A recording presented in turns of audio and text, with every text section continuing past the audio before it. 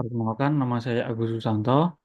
Pada kesempatan ini saya akan mempresentasikan mengenai analisis Prio pada perusahaan Apple. Apa itu analisis Prio? Analisis Prio yaitu value, rarity, immutability, dan organization, yaitu digunakan untuk mengevaluasi keunggulan kompetitif suatu perusahaan berdasarkan sumber daya dan kapabilitasnya.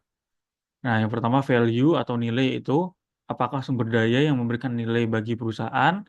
Kemudian rarity atau kelangkaan, yaitu apakah sumber daya ini langka atau sulit ditemukan di pasar. Kemudian imitability atau kemudahan ditiru, jadi seberapa sulit bagi pesaing untuk meniru sumber daya ini. Terus yang terakhir yaitu O-nya organization atau organisasi, yaitu apakah perusahaan memiliki sistem dan struktur untuk mengeksploitasi sumber daya ini. Jika semua faktor terpenuhi, perusahaan dapat memiliki keunggulan kompetitif yang berkelanjutan. Nah, sekarang kita masuk ke perusahaan Apple. Ya, Apple sendiri adalah perusahaan teknologi multinasional yang berbasis di Cupertino, California, Amerika Serikat. Perusahaan ini didirikan pada 1 April 1976 oleh Steve Jobs, Steve Wozniak, dan Ronald Wayne. Apple dikenal sebagai salah satu perusahaan paling inovatif di dunia, terutama dalam bidang elektronik, konsumen, perangkat lunak, dan layanan digital. Nah, untuk produk utama Apple itu apa aja? Yang pertama yaitu ada iPhone, yaitu smartphone dengan sistem operasi iOS, kemudian iPad, tablet yang juga menggunakan iOS atau iPadOS, kemudian ada Mac, yaitu komputer pribadi dan laptop dengan macOS, ada juga Apple Watch, jam tangan pintar berbasis watchOS, ada juga Apple TV, perangkat streaming untuk televisi, AirPod and Beats, yaitu earphone dan headphone nirkabel, kemudian layanan digital, yaitu Apple Music, iCloud, Apple Pay, Apple TV, App Store, dan lain sebagainya. Lanjut, kita akan mengevaluasi keunggulan kompetitif Apple dilihat dari analisis Frio. Nah, yang pertama sumber daya kapabilitasnya, value, rarity, immutability, organization, terus keunggulan kompetitifnya. Nah, dari Apple sendiri, sumber daya kapabilitasnya itu tentang brand dan loyalitas pelanggan. Di sini kita masuk ke value, masuk, rarity masuk, immutability, dan organization juga masuk.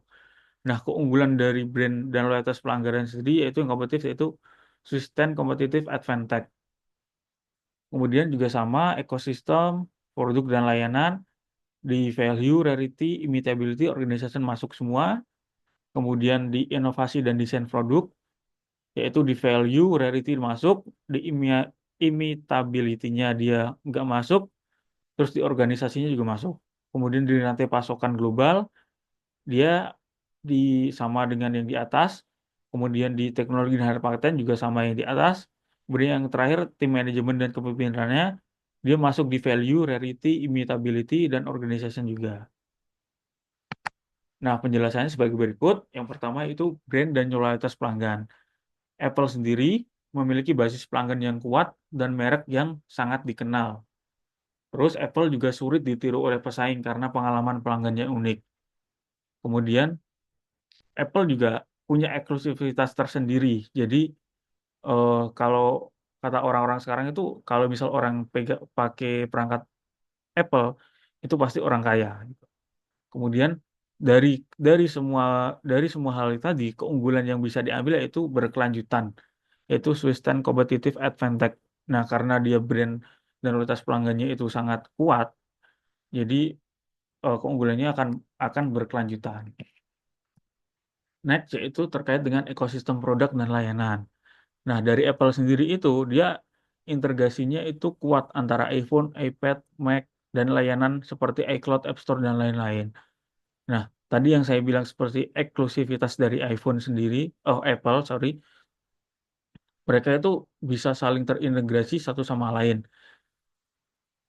Mereka menciptakan ekosistem yang sangat baik, jadi akan sangat smooth dan bagus ketika perangkat perangkat produk dari Apple sendiri itu digunakan di dalam ekosistemnya. Nah, karena dia terintegrasi dan menciptakan ekosistem sendiri, dia menyebabkan efek lock-in bagi pelanggan. Jadi kalau misal ada pelanggan yang udah eh, masuk ke ekosistem Apple, dia untuk keluar dari ekosistem itu dia akan susah karena pasti harus menyesuaikan dengan sistem yang baru dan lain sebagainya.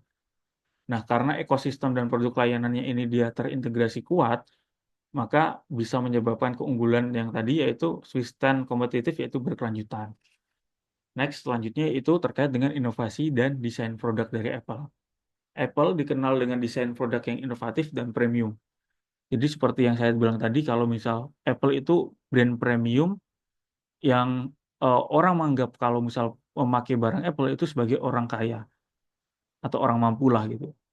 Nah, namun dari inovasi atau desain tadi beberapa masih dapat ditiru oleh pesaing setelah beberapa waktu. Jadi ada baru munculan dari brand-brand Cina yang dia sedikit meniru dari desain Apple gitu. Meskipun nggak bisa meniru secara persis, tapi dia cukup mampu meniru dari bentuknya hampir mirip dengan Apple itu. Nah, dari sini keunggulan dari Apple-nya sendiri itu bersifat sementara atau temporary competitive advantage. Karena meskipun dia desainnya inovatif dan premium, tapi dari brand lain juga dia masih mampu untuk meniru. Next, selanjutnya terkait dengan rantai pasokan global. Nah, Apple sendiri itu memiliki hubungan erat dengan eh, pemasok dari perangkatnya seperti dari TSMC atau Foxconn. Nah, efisien hal tersebut itu bikin efisien tetapi dapat ditiru oleh pesaing dengan sumber daya yang lebih besar. Jadi pasti kalau misal dia pemasoknya dari TSMC atau Foxconn, eh, TSMC atau Foxconn atau yang lain juga pasti dia memasok ke brand lain juga gitu. Jadi di sini keunggulannya juga bersifat sementara. Next terkait dengan teknologi dan paten. Nah, Apple sendiri itu memiliki teknologi yang eksklusif. Dia menggunakan chip-chip yang dibikin sendiri gitu. Kalau misal di perangkat Mac itu dia sekarang udah Mac atau iPad lah, dia udah pakai M1, M2 dan lain sebagainya gitu. Meskipun sebelumnya Apple atau Mac itu pakai Intel, tapi sekarang mereka udah mengembangkan teknologi sendiri, pakai chipnya itu mulai dari M1, M2 dan lain sebagainya gitu. Namun untuk meskipun mereka dapat menciptakan teknologi gitu atau hak paten, dari pesaing-pesaing brand Apple juga dapat mengembangkan teknologi serupa gitu.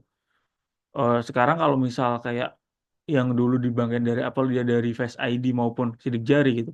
Sekarang pelanggan dari brand-brand lain juga sama, mereka bisa mengembangkan sidik jari dan Face ID juga gitu. Untuk yang teknologi lain ya kurang lebih emang persaingan teknologi ya antar merek brand itu. Kemudian yang terakhir yaitu tim manajemen dan kepemimpinan. Nah, kepemimpinan Apple itu atau tim Cook nih itu kuat dalam inovasi dan strategi. Nah, sehingga Apple itu sulit ditiru karena budaya perusahaannya yang unik gitu. Jadi eh, dia bahkan dari perusahaan Apple itu dia sangat unik, saking uniknya dia lebih bagus daripada Google gitu. Dia punya kantor yang sendiri di California yang bentuknya juga sangat unik dari bentuk bangunan kantornya gitu. Nah, hal tersebut dari tim manajemen dan kepemimpinan meskipun emang bisa ditiru ya. Tapi tidak semua budaya perusahaan itu bisa masuk di tiap daerah. Jadi menurut saya itu dari tim manajemen dan kepemimpinan ini merupakan keunggulan yang bersifat berkelanjutan atau sistem tadi. Nah, dari pokok-pokok tadi yang sudah disampaikan, kesimpulan yang bisa diambil yaitu Apple memiliki beberapa keunggulan kompetitif yang berkelanjutan, terutama dari brand, loyalitas pelanggan, ekosistem produk, dan kepemimpinan manajemen. Nah, ada beberapa faktor lain seperti teknologi, inovasi, dan rantai pasokan yang hanya memberikan keunggulan sementara. Ya, karena pasti ada persaingan dari brand lain gitu.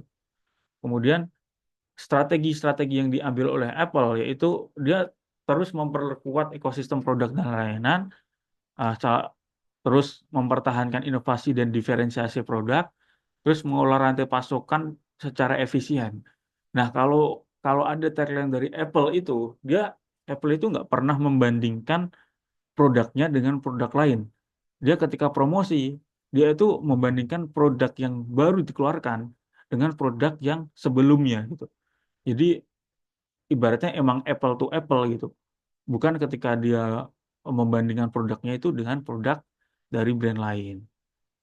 Nah, itu salah satunya mungkin bisa dicontoh ya. Kalau misal untuk perkembangan diri manusia ya, ya kita ngelihat manusia bisa berprogres atau berproses itu ya jangan patokannya ngelihat orang lain, tapi ya dengan ngelihat ke diri kita sendiri gitu. Jadi kalau misal kayak tadinya kita cuma sampai step A, terus di tahun kemudian kita melihat kita udah step B. Nah, kita membandingkan dengan 1 tahun sebelumnya kita. Nah, kita udah naik 1 step seperti itu. Selanjutnya, referensi yang diambil dari analisis Frio Apple tadi yaitu dari laporan tahunan perusahaan Apple, sumbernya dari https www.annualreport.com dari company apple-inc. Nah, selanjutnya yaitu tentang artikel tentang strategi dan manajemen Apple. Terus juga artikel tentang analisis Frio Apple. Sumbernya seperti tadi, http freepasteanalysis.com, Frio Analysis of Apple. Terus http www.rencode Orange Apple INC Frio Analysis Compare Competitive Advantage. Cukup sekian yang dapat saya paparkan, kurang lebihnya mohon maaf. Terima kasih.